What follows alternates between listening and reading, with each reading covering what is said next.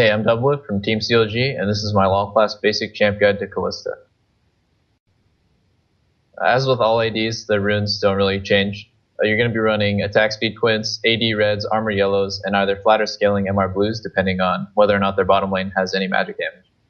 Kalista also uses pretty standard AD masteries. You're going to be running spell weaving and blade weaving because she is a caster. She does a lot of casting between her autos. But otherwise, yeah, 3 points devastating strikes and no points warlord. Kalista's skill order can vary based on the game, but generally you want to be maxing E and starting off the game with E. Nowadays, bottom lanes can start either Gromp or double golems, and Ren is incredibly powerful for killing these neutrals really fast and then going to lane. Q is also just really unreliable to land at level 1, but if you can hit it, it's actually really strong. So just depending on where your support is and where the enemy bottom lane is positioned, you can either go Q or E level 1, but try to lean towards maxing E because the Ren damage goes up and the cooldown goes down.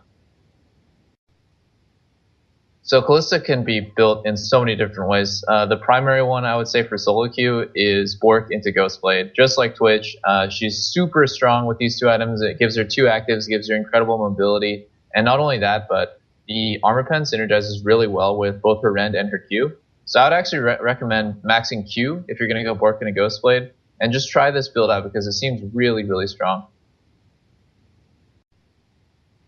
The other build you can go is the standard IE into Shiv, into Bloodthirster, or Last Whisper build. This is something that you want to do when you really need a carry and you're going for that late game, because honestly, Kalista's biggest spikes come from her mid game power, and IE into Shiv doesn't really augment that very well, but it is something that's very strong once you get to 3, 4, 5 items. So if you're going for the late game, then go IE Shiv into Last Whisper. Kalista's solo queue power is actually very weak. One of the reasons why is she's incredibly easy to gank. You'd think that with her infinite escape ability, she would be able to dodge ganks really well. It's actually not very good early game because you don't have very much attack speed. And so your only escape is actually just this very kind of slow wind up into a pretty mediocre jump away. She's really easy to gank. And for that reason, she's not good in solo queue because she also has a hard time snowballing lane, and she requires a lot of synergy with her support. If your support is not on the same page as you, you essentially don't have an ultimate.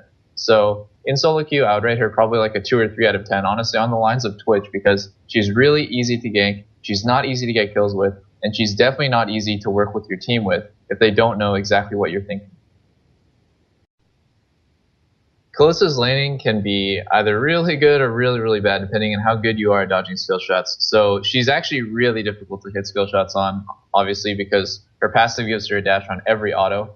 But at the same time, if your support isn't with you on every trade, she's generally going to lose because she doesn't have a reliable nuke. While Lucian and Corki have those nukes that, okay, they just hit the button, it does a million damage. Kalista's Q is super hard to hit because they can just kind of sit behind the creeps. And Rend requires you to land 3 to 4 autos to get a positive trade, or even an even trade in a lot of situations. So I would say in lane, just try your best to farm up. Once you get those 1 or 2 items, you can actually outtrade almost every AD. And the most important thing is make sure you don't get pushed in. Kalista's really, really bad at lasting on her tower, primarily because you can't use your Q without messing up other CS. So pushing in is definitely ideal. And once you hit level 3 or 4 and get W, you can kind of use your ghosts to patrol the river to make sure you don't get ganked from behind.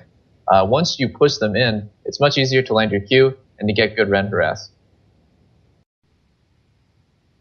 Kalista does the best in lane with a defensive support, like Soraka, like Janna, like Nami. You're looking for these things in solo queue, but if you have a duo partner outside of lane and actually pretty much past level 3 to 4 when she's kind of weak, she does the best with playmaking supports such as Thresh and all the melee supports. So that is Alistar, Leona, Braum. Every support with a hard CC, even Thresh does really well because you can throw them in, they get knocked up, they get chain CC'd forever. Just imagine throwing a Thresh in, they get knocked up, they get hooked, they get boxed, they get played. They can't even move for like 4 to 5 seconds. But in lane, these champions don't have great synergy with her because she's already inherently weak. Melee supports don't provide a lot of lane pressure for her, but if you can make it out of lane with the melee support, it's definitely ideal. Kalista's team fighting is really tricky. The only time you can actually really get popped is at the very beginning. Her dash isn't very long range like Corki Valkyrie or Lucian E. It's pretty weak, so if you get CC'd, and they get on top of you, it's actually kind of hard to get them off of you. It's more her passive is used to dance around the fight and make sure she doesn't get hit by skill shots. So don't go in right away. Let your support kind of be that bait. Let him go in, then pull him back with your ulti and let him kind of knock the person up right in front of you so you can dance around the team fight around the outer edges. Once you kind of start attacking and getting in the groove of things, it's really hard for someone to run away from you or get on top of you because you have so much mobility. So make sure you don't die at the very beginning, and then you'll just start doling out a million damage because as soon as you start autoing, your rend damage keeps going up and up and up, and someone's probably going to die. My second tip is to think of her ulti as a sort of friendly Zed ult. As you can probably tell, most Zeds use their ulti to negate a lot of damage. It makes them invulnerable for a short period of time, just like your ulti does for your support. So it might take a little bit of communication. You might have to say in chat, like, oh, you can overextend, you can go out and bait CC, because if the enemy team uses a big ability, some CC on your support, you can just pull them out and, it'll fizzle out, or, even if they're already stunned or damaged, you can pull them back in and then just shoot them back out. Her ulti is so good at baiting and overextended support, or allowing your support to play more aggro than they normally could. So just kind of abuse the fact that your ulti makes your support essentially invulnerable, and then will knock somebody up right in front of you for you to start doing damage. That's it for this guide. Hope it helped. If you have any questions, tweet me at CLG Doublelift.